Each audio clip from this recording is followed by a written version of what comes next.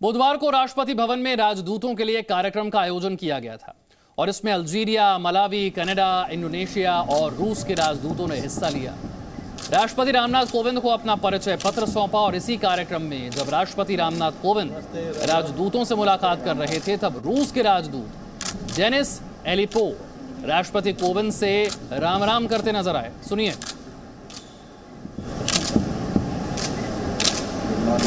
नमस्ते राम। नमस्ते राम।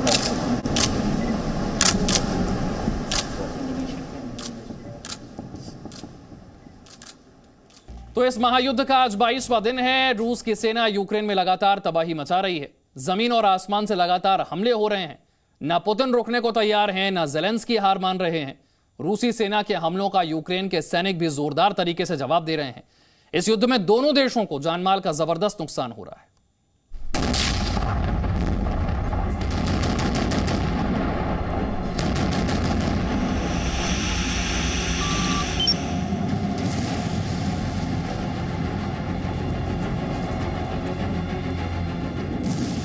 यूक्रेन पर रूसी हमले का 22वां दिन।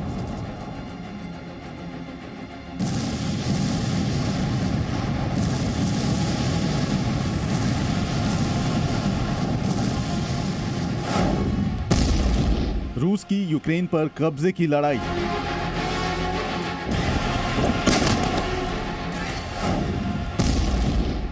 पुतिन आर्मी की यूक्रेन पर चढ़ाई।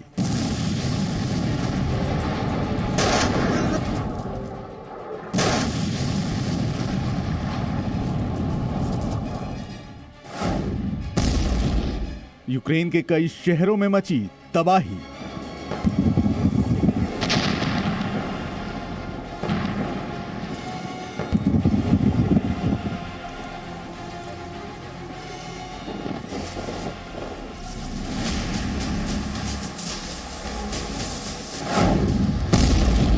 रूस के वार पर यूक्रेन का पलटवार।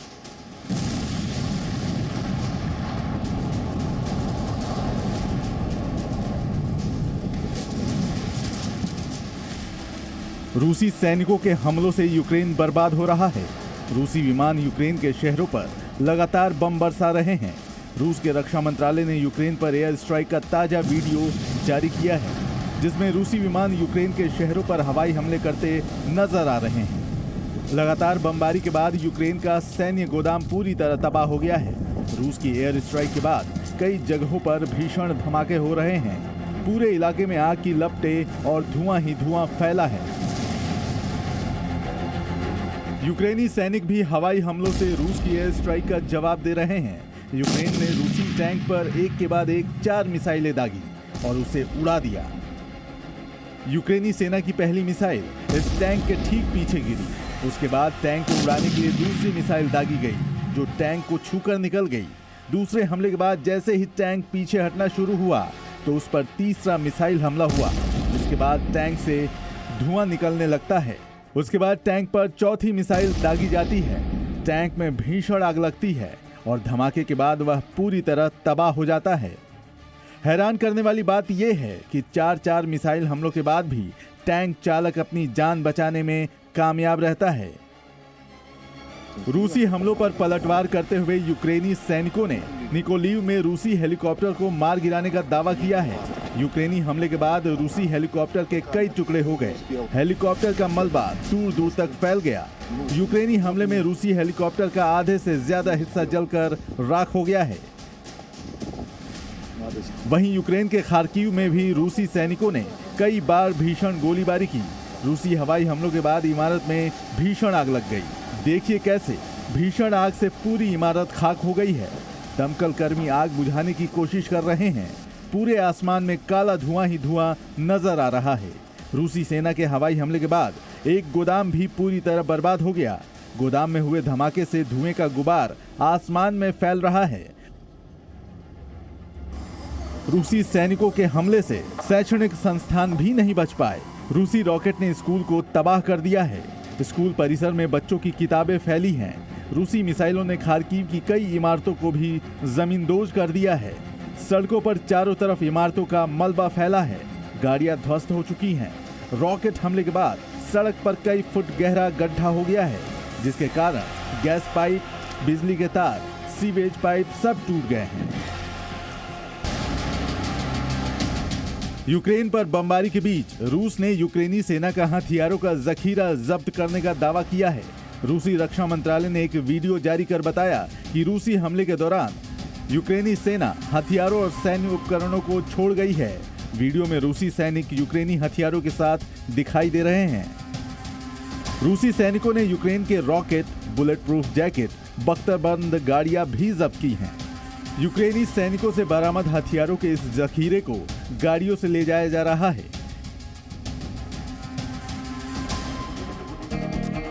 यूक्रेन में अलगाववादियों के कब्जे वाले दोनेस्क में गोलीबारी में 2 बच्चों समेत 6 लोग घायल हो गए हैं। यहां गोलीबारी में कई इमारतें भी ध्वस्त हो गई हैं। सड़कों पर मलबा फैला है। बचाव कर्मी रास्तों से मलबा हटा रहे हैं। लोग अपने घरों की मरम्मत का काम कर रहे हैं। ये तस्वीरें पूर्वी यूक्रेन के मेकाईवेका शहर की हैं, जहां रूसी मिसाइलों ने तबाही मचाई है। रूसी रॉकेट गिरने से सड़क पर कई फीट गहरा गड्ढा हो गया है। हवाई हमलों में लोगों के घर, दुकान सब टूट गए। गाड़ियों पर गोलीबारी के बाद शीशे टूट गए हैं। बचाव कर्मी रास्तों से मलबा हटा रहे हैं। घायलों को एम्बुलेंस से अस्पताल ले जाया जा रहा है। रूस और यूक्रेन के बीच भीषण युद्ध जारी है। ना तो पुतिन रुकने को तैयार हैं और ना ही ज़ेलेंस्की हार मानने को राजी हैं। दोनों देशों के बीच 22 दिनों से हमले जारी हैं, जिसमें दोनों देशों को भारी नुकसान हो रहा है। वहीं रूस की गोलीबारी और हवाई हमलों के बीच यूक्रेन से पलायन करने की कोशिश कर रहे लोगों की जान दांव पर लगी है। ब्यूरो रिपोर्ट, जी मीडिया। तो अब अमेरिका भले ही रूस के राष्ट्रपति पुतिन को वॉर क्रिमिनल यानी कि युद्ध अपराधी कह रहा हो, लेकिन रूस इस पूरे युद्ध के लिए पश्चिमी देशों को दोषी ठहराता है। पुतिन ने कहा है कि अमेरिका और यूरोप के इन प्रतिबंधों का असर उसकी अर्थव्यवस्था पर पड़ रहा है, लेकिन वो जल्द ही इस मुसीबत से बाहर भी निकल आएंगे।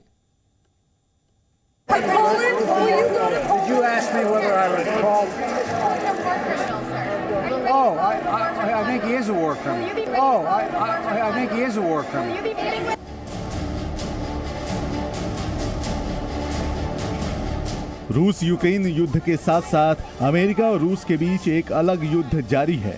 पहले धमकियों का जवाब धमकियों से दिया गया, फिर बात प्रतिबंधों तक पहुंची। अमेरिका ने रूस के राष्ट्रपति पर प्रतिबंध लगाए तो रूसी राष्ट्रपति ने जवाब में अमेरिकी राष्ट्रपति के रूस आने पर रोक लगा दी और अब बात आरोप प्रत्यारोपों पर आ गई है। बुधवार को अमेरिकी राष्ट्रपति ने पुतिन को युद्ध अपराधी बता दिया।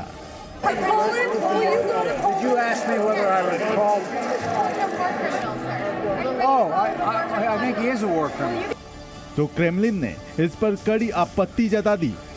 व्लादिमीर पुतिन पर बाइडेन की टिप्पणी को अस्वीकार्य और अक्षम्य बताया। रूसी राष्ट्रपति पुतिन ने तो इस पूरे युद्ध के लिए पश्चिमी देशों को ही जिम्मेदार ठहराया है। Сегодня всей планете приходится расплачиваться именно за амбиции Запада, за его попытки любыми способами сохранить свое ускользающее доминирование. Введение санкций – это логическое продолжение, концентрированные выражения безответственной, недальновидной политики правительств и центральных банков США и стран ЕС. Именно они за последние годы собственными руками разогнали спираль мировой инфляции. Своими действиями привели к росту глобальной бедности и усилению неравенства, к новым потокам беженцев во всем мире. दरअसल रूसी राष्ट्रपति पुतिन इस बात को लेकर नाराज थे कि अमेरिका उन पर लगातार आर्थिक प्रतिबंधों की बौछार कर रहा है, लेकिन इस नाराजगी में भी पुतिन का कॉन्फिडेंस बेहद हाई है। पुतिन कह रहे हैं अमेरिका और यूरोप के इस प्रतिबंधों का असर उनकी अर्थव्यवस्था पर पड़ रहा है, लेकिन वो जल्द ही इस मुसीबत से बाहर निकल जाएंगे।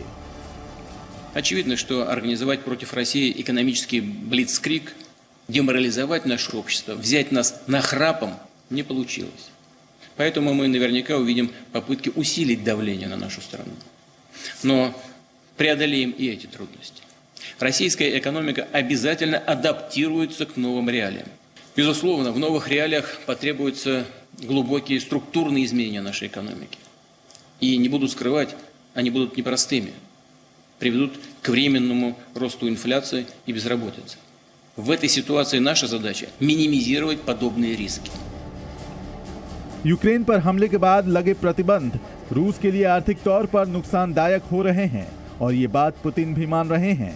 लेकिन युद्ध के इस समय में भी पुतिन नुकसान के इस कड़वे घूंट को हंसकर पी रहे हैं, क्योंकि वो किसी भी कीमत पर यूक्रेन को अपने कब्जे में लेना चाहते हैं। Bureau report, ji media. Presenting B News app, available on Google Play and App Store. Download it now.